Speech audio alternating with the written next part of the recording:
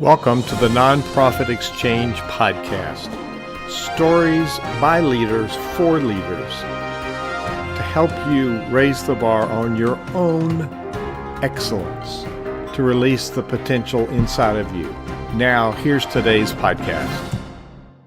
Welcome to the Nonprofit Exchange. This is Hugh Ballou, founder and president of Center Vision Leadership Foundation, where leaders create synergy because of the clarity of their vision. Today, we're talking about hiring or getting a new job, or how do you, when you get into a job, what's the elements that are going to help you be successful, whether you're the person in the seat with the new job or you're the person hiring. This is a real difficult channel. And my guest today is got a book about this, and he's going to share his wisdom today. So Mike Halpert, welcome to the Nonprofit Exchange, and tell people a little bit about who you are and your background and why you're doing this work. Thanks for having me. I'm excited to be here. So I have been working in the tech industry for about 20 years, and I've been managing groups of people for probably about 10 years now. And I just noticed that I was seeing some consistent patterns, particularly with new people on my team. So I'm a product manager, product leader. So, we work very closely with engineers and designers. And I found that regardless of specific roles, whether people are product managers or designers, whatever it may be, there were just a lot of common patterns in the way that people either learned about or more specifically had gaps in things like soft skills and their teamwork and abilities. And it didn't matter what kind of organization this is from. So I've worked at Google, I worked at Walmart ECommerce, I worked at a big agency called Huge, worked at a startup called Thrasio. So I worked at all these different kinds of places, but the patterns are pretty consistent, I find, with new hires. And I put together this book because I just had a lot of conversations with friends and colleagues of mine who work in all sorts of industries, in law and finance and nonprofits. And they were seeing very common patterns with their new hires as well. So I thought, like there's so many resources out there that help people, land an interview or get through the interview questions and things like that. But there really aren't that many that help you succeed once you're in the job. And the ones that are written are for people who are much more, seasoned in their careers. So I wanted something that would give you a primer from day one. When you get into that job, what are you expected to do? How are you expected to behave? In 35 years of working with leaders in all sectors, our audience here is mostly nonprofit leaders and clergy, but it's also the people on their boards that are corporate leaders. But I see across the board, there's some dysfunction in the hiring process. And then there's really not much of an assimilation process. And there's not much in the place of retention. Whether it's, people on a salary position in a nonprofit, you have volunteers, which is kind of the same pattern. You want to have people doing meaningful work, but they're doing it for passion. But so you've got a book out, and people listening can't see it, but people watching, it's behind you. Tell us what the name of your book is and what inspired you to write that book. Yeah, so it's Cubicle to Corner Office, the ultimate survival guide to your first job.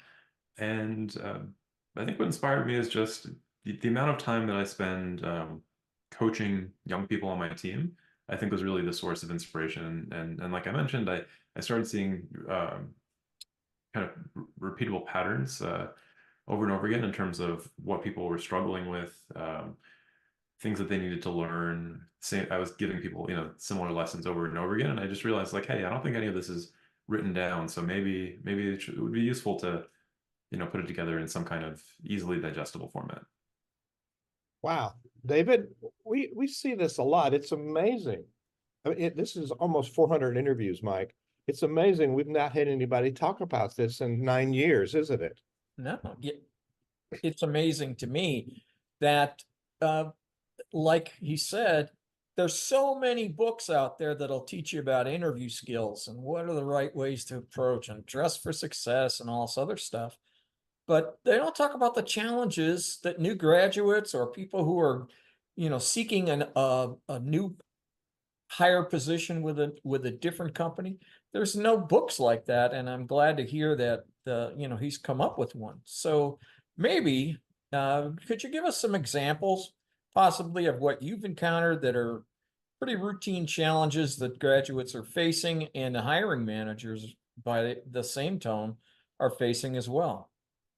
Yeah, David, I think that's a great question because I sort of see them as inverse of each other, right? The success of the manager is only as good as the success of the team. So, um, just things like, how to set appropriate deadlines, how to set goals effectively, or sometimes I see people struggling with how to communicate with senior leaders. And there's all sorts of other little day-to-day interactions that I cover in my book, which are just like, if you're going out with clients, or maybe you're, going out with somebody, the large donor, at one of your nonprofits, like what is appropriate, what's not appropriate to discuss during dinner, who picks up the check, like all those kinds of questions, like, a lot of the stuff is straightforward, but until you've experienced it once or twice, you don't know what the appropriate protocols are. And that's all I tried to just spell out. It's just like, what are appropriate protocols for doing everyday activities?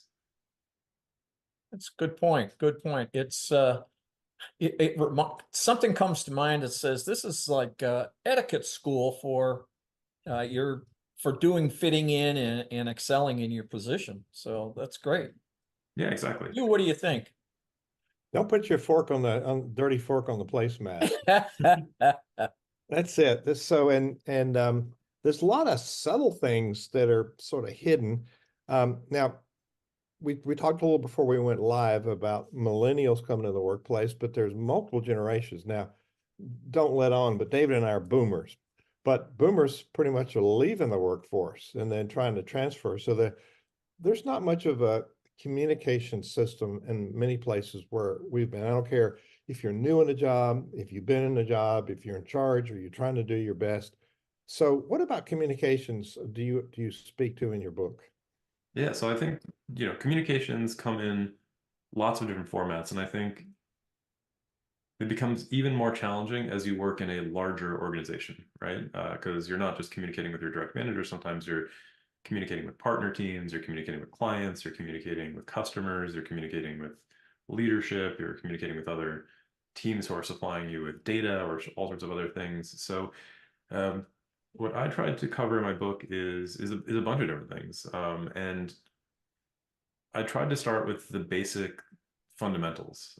And the reason that I'm starting with things like as simple as how do you appropriately make a phone call or use text messaging at work is because a lot of those things they're not really taught in the classroom, right? So you have people who are incredibly bright, who learned all sorts of advanced skills in accounting or engineering and all sorts of stuff, but they're really missing the fundamentals because they grew up communicating differently with their friends and they don't know what is and isn't appropriate. When is it appropriate to, text your manager?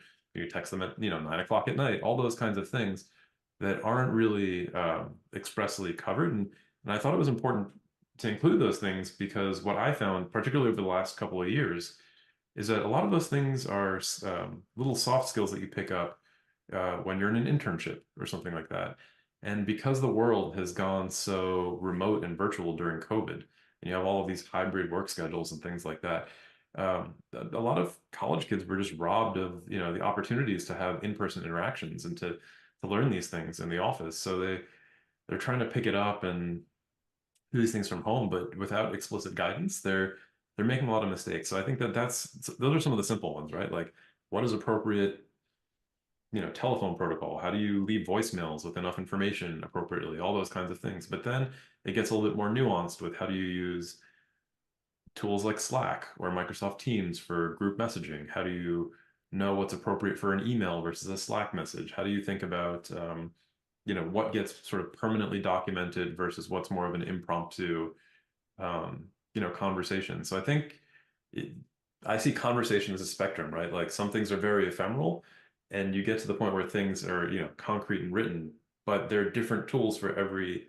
level in between. And I wanted to make sure that people knew, like, hey, if I'm working on a document, it's okay to work on a rough draft and to send out a rough draft and have people edit and contribute to that rough draft because collaboratively we're making a better product, but here's the appropriate way to handle that. And I still see that as a form of communication, right? I think all of those are different types of communications. And I just wanted to make sure that people understood the context and appropriate usage for all of them. So David, I heard him say that he didn't make this stuff up. He worked in the trenches managing a team, and I bet Mike, you spent a lot of your time putting out fires and doing things you shouldn't have been doing, because these things were missing. Is that true? From time to time, yes. Yeah, you could say that. What do you think, David?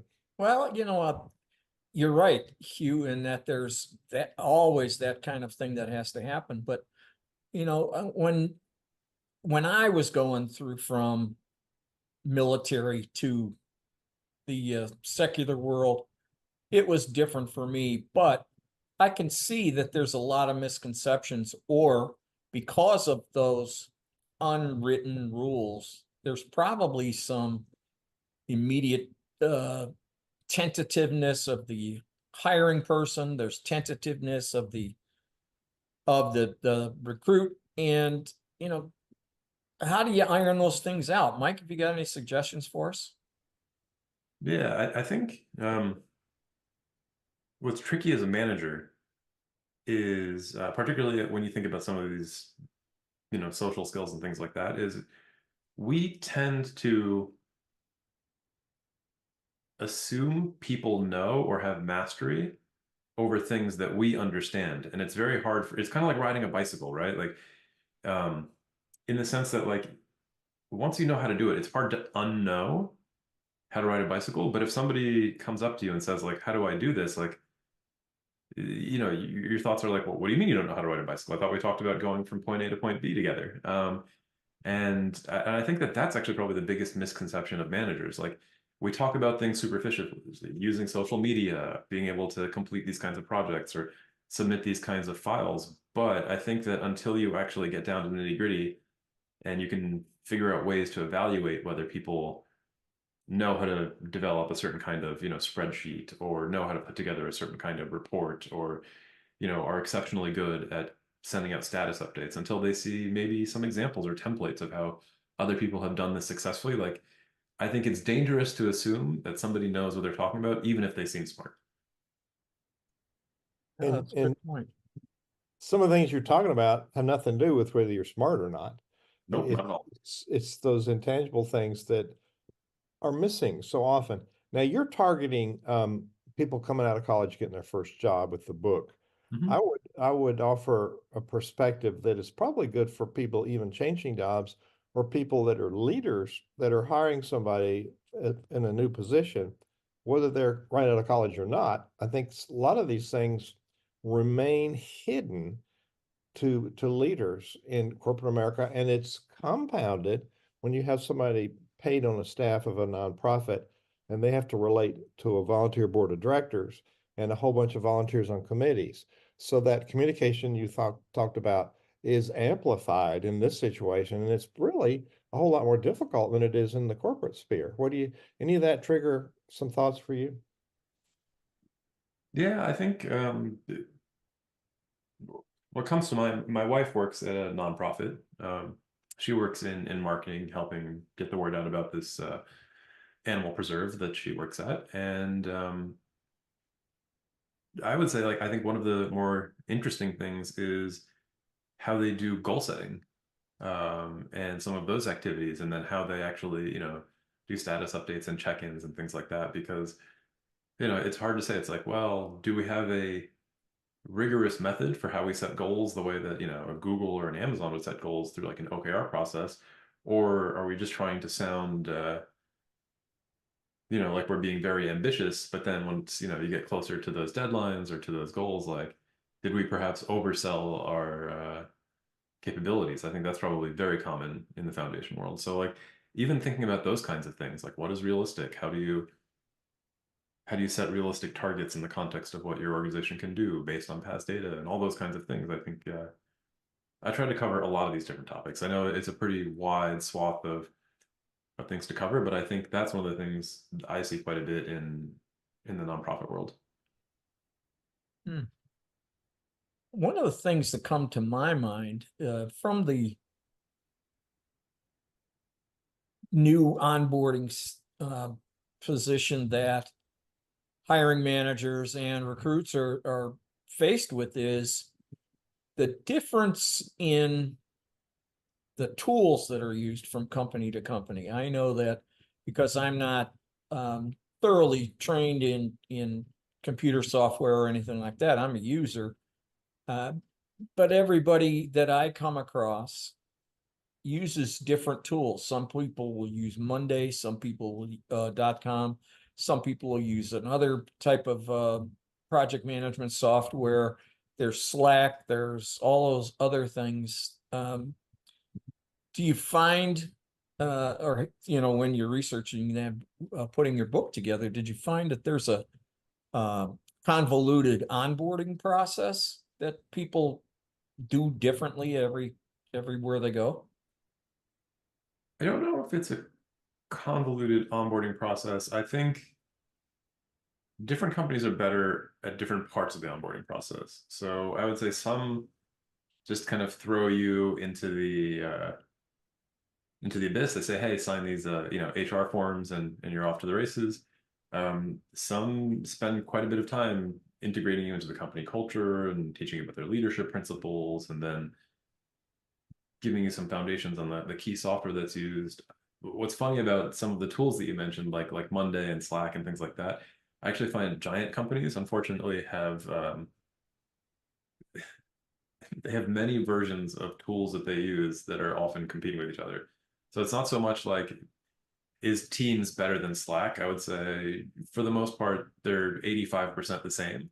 There's just inconsistency as to who gets to use what. And that in itself creates a ton of confusion because, the marketing department is on one tool and the sales department's on another tool and the engineering department is using a third tool. So as they all try to communicate, it becomes very confusing. So I don't know, in those processes, I would say the better companies are better at eliminating choice, if that makes sense. I think that they're all close enough in the fundamentals, but the more you can keep things consistent, the less you get this like proliferation of tools that do the same thing. Well, yeah, and Hugh, we talk a lot about communication and how those different types of approaches to the onboarding process and operations when tools are spread out and different things. That causes a lot of frustration. What do you feel about that? It does. It does. It does. And it's in every sector of the workplace.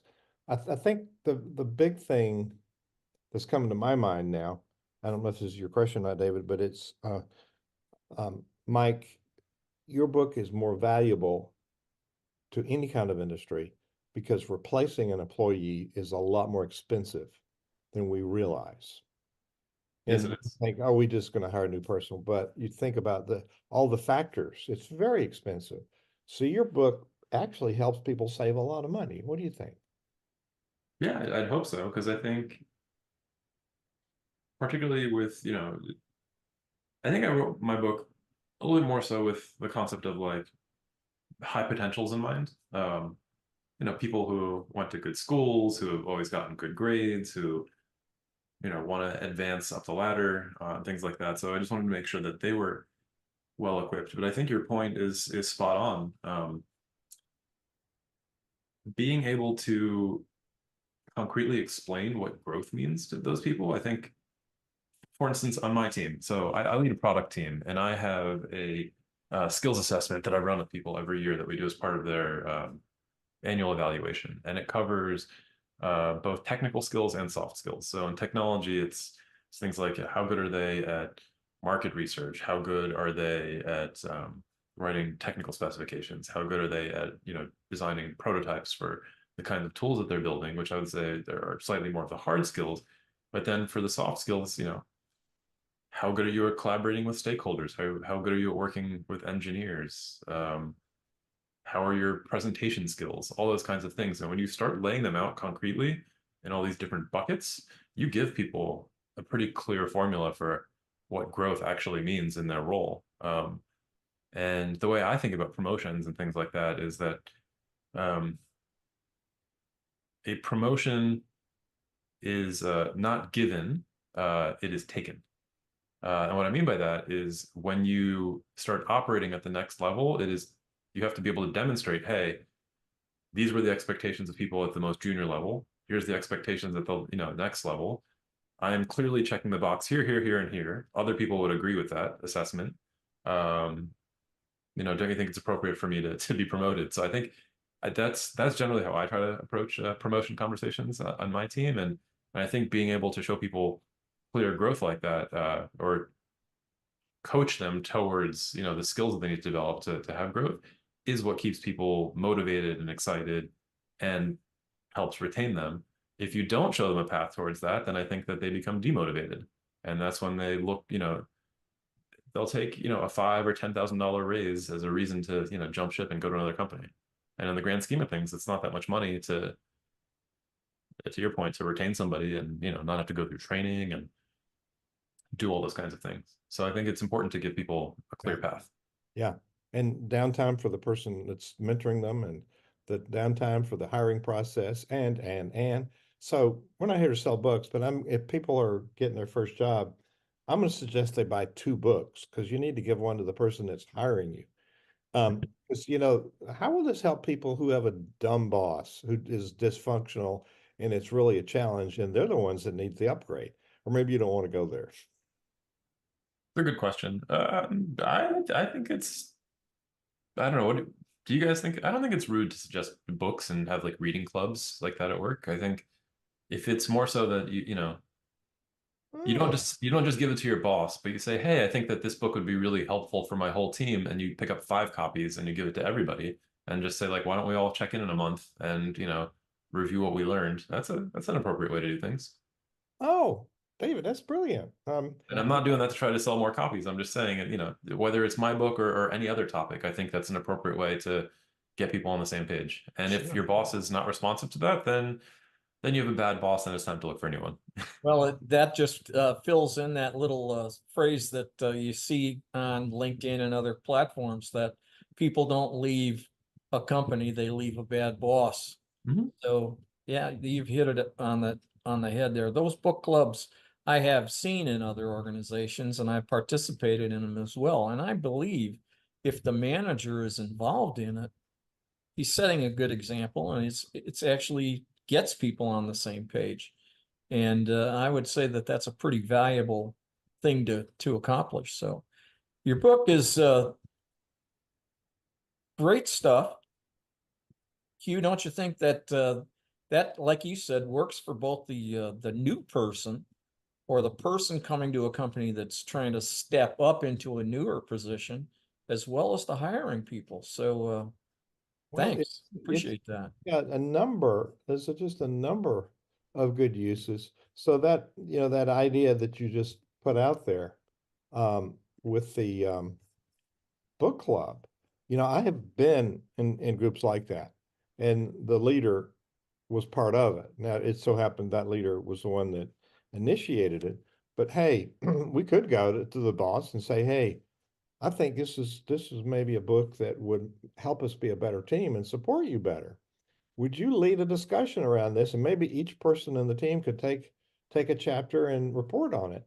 That's the model I followed. You just do it over multiple weeks, and each person has a turn. Yeah. So let's talk about the book. Your website is, let me give people the URL, because some people are not watching, they're listening on a podcast like they're supposed to be. And you might be listening to this podcast. We're starting the second quarter of 2024 in April, but you might be listening to this some other year. And I bet you the problem is going to be the same. So this book will be out there and be a multiple bestseller. But you can find Mike's website at firstjoboutofcollege.com. And I'm going to suggest, if we're all thinking about a new job like it was our first job, because there's a lot of similarities when you change companies. So Mike, you're offering a free chapter here. Is that right? What will they find when they get to your website besides that? Yeah, so there are some blog articles and just some other simple resources, but you can download a sample chapter that you get in PDF. And I also link you to some sites where you could purchase the book, whether you want to buy an ebook or a physical copy as well. Sites like Amazon, Barnes and Noble. Great. And you're going to be on his list. If you don't want to be on his list, click on subscribe. But get on there, get the book. He's a good guy. He's going to give you some good ideas, and that's free. His email is there too. And he already said if somebody wants to email, ask questions, you would reply personally, correct? Absolutely. So, first job out of college, which is more of a universal topic than I realized when we started this journey. So, Mike, in 25 minutes, you've given us a lot of good things to think about. So, how do you want to leave this? What do you want people to do differently as a result of this interview? That's a great question. I think for all the leaders out there, I think it's important to step into the shoes of people who are starting at your companies or your nonprofits or other organizations. And you should think about, when I'm in this person's shoes, what does it take to be successful? And what are the different skills that I need to develop, or, whether they're hard skills or soft skills and things like that. And I just want you to know that there are resources out there that can help with even the simplest of things that maybe causing some challenges on your team, like my book. But there's other great websites and things like that out there. So yeah, just I would say overall, just recognize that coming into a new job, even if you hire smart people, there are just experiential things that people need to learn, that they need to go through a couple of times until they will get it. Doesn't mean that they aren't smart. And you should just be patient, and you should try to help guide and coach them towards that success. And the more tools you have to give them frameworks and things like that to get them there, the better off they are. Good advice, huh, David? Yeah, good stuff. Thank you. Mike Halpert, thanks for being our guest today on the Nonprofit Exchange. Thanks for having me. Thank you for watching the Nonprofit Exchange.